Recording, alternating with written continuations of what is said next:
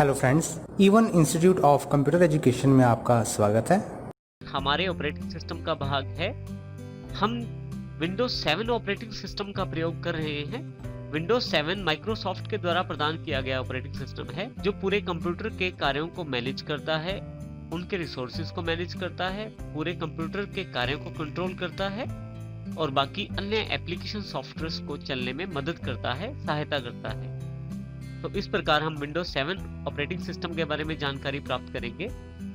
जैसा कि हमने सबसे पहले बताया कि हमारे पास कंप्यूटर की जो सबसे पहली स्क्रीन अवेलेबल होती है उसे डेस्कटॉप कहते हैं। तो हमारे पास ये जो स्क्रीन दिखाई जा रही है डेस्कटॉप है।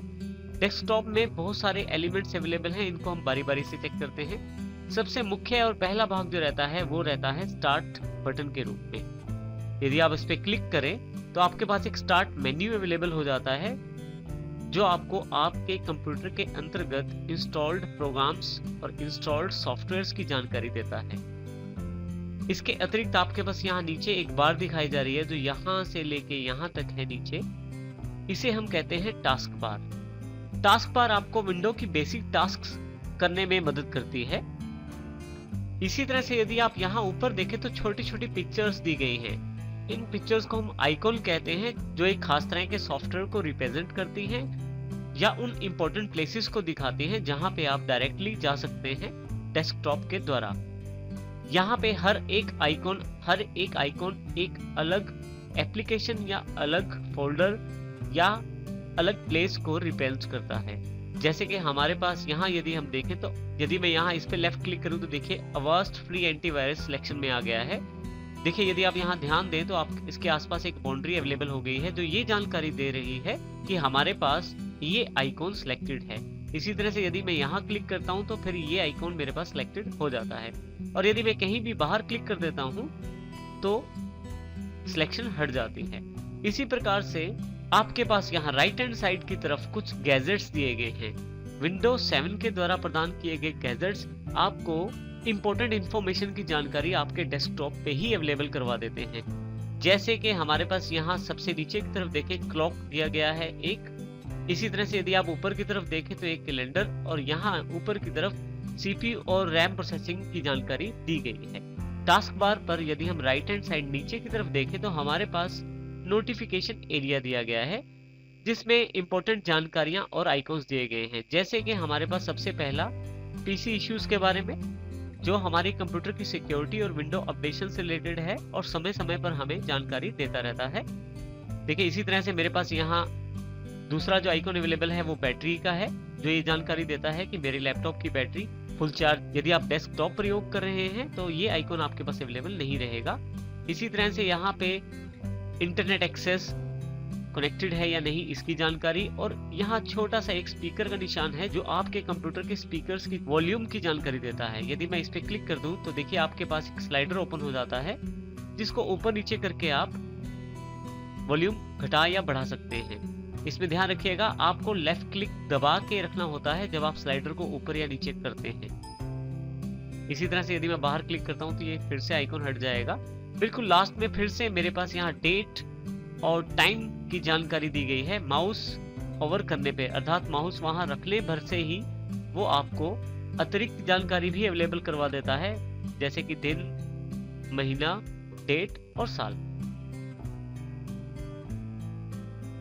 जब भी आप अपने कंप्यूटर में ऑपरेटिंग सिस्टम इंस्टॉल करते हैं पहली बार तो आपके सामने इस प्रकार का डेस्कटॉप कुछ इस तरह से शो किया जाता है जिसमें यहाँ पे किसी भी तरह का कोई आइकॉन अवेलेबल नहीं है, सिर्फ रिसाइकिल बिल का एक आइकॉन अवेलेबल रहता है।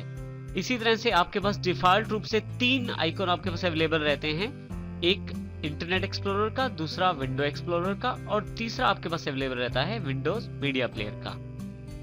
टास्क बार पे जो प्रोग्राम्स पिन रहते हैं आप उनको डायरेक्टली टास्क बार से ओपन कर सकते हैं। जैसे कि मेरे पास यहाँ विंडो एक्सप्लोरर दिया गया है। जब मैं इसे क्लिक करता हूँ तो देखिए एक चौरस विंडो मेरे पास सामने आ जाती है। विंडोज एक्सप्लोरर का प्रयोग आप अपने कंप्यूटर के कंटेंट को देखने के लिए कर सकते हैं। अभी हम बात करते हैं बेसिक विंडो बटन्स की। आपके पास जब भी आप कोई विंडो ओपन करते हैं तो बिल्कुल एक चौरस रूप में एक विंडो ओपन हो जाती है और यदि आप यहाँ पे बिल्कुल राइट हैंड साइड पे देखें ऊपर की तरफ राइट हैंड साइड पे देखें तो 3 बटन आपके पास अवेलेबल हैं। माउस रखते ही वो आपको उसका नाम भी बताता है, जैसे कि पहले का नाम क्लोज, दूसरे बटन का नाम मैक्सिमाइज और तीसरे बटन का नाम मिनिमाइज है। यदि मैं खुली हुई विंडो को बंद करना चाहता हूं तो यहाँ क्लिक करके उसे बंद कर सकता हूं। इसके लिए लेफ्ट क्लिक इस्तेमाल कर सकते हैं। इसी के साथ यदि आप इसका साइज बड़ा करना चाहते हैं विंडो का, तो यहाँ बीच में मैक्सिमाइज बटन पे क्लिक कीजिए। आपके पूरे डेस्कटॉप पे विंडो एक्सप्लोरर वाली विंडो अवेलेबल हो गई है। फिर से आप छोटा कर सकते हैं। अब की बार देखिए यहाँ नाम चेंज हो गया है, रिस्टोर डाउन। दोबारा मैं इस पे क्लिक करता हूं तो फिर से देखें यदि आप, तो विंडो का जो शेप है फिर से छोटा हो गया है। आप अपनी आवश्यकता अनुसार साइज को सेट कर सकते हैं। इसके लिए माउस कहीं भी बॉर्डर पर रखें विंडो के, और आप उसे अंदर या बाहर की तरफ यदि आप खींचते हैं तो आपके पास यहाँ पे विंडो उस साइज में अवेलेबल हो जाती है। इसी तरह से यहाँ पे एक लास्ट बटन और अवेलेबल है, मिनिमाइज। यदि मैं यहाँ मिनिमाइज पे क्लिक करूं तो मेरे पास से डेस्कटॉप से वो विंडो हट जाती है और टास्क बार पे एक आइकॉन के रूप में अवेलेबल हो जाती है। देखिए यहाँ पे मेरे पास जैसे ही माउस इस पे लेके जाता हूँ तो मेरे पास उसका एक प्रीव्यू अवेलेबल हो जाता है यहाँ पे। इसी तरह से बाकी विंडोज या बाकी प्रोग्राम्स जो अवेलेबल हैं, यदि मैं उन पे भी माउस लेके जाऊं तो मुझे उसकी जानकारी भी मिलती है। मैं फिर से इसे ओपन कर लेता हूं। आप यहां यदि क्लिक करें तो आप फिर से इसे वापस डेस्कटॉप पे ला सकते हैं। इसी के साथ यदि आप दोबारा अगर यहीं पे क्लिक करते हैं तो फिर से मिनिमाइज। तो इस प्रकार से आप यहीं से इसे मिनिमाइज और मैक्सिमाइज कर सकते हैं।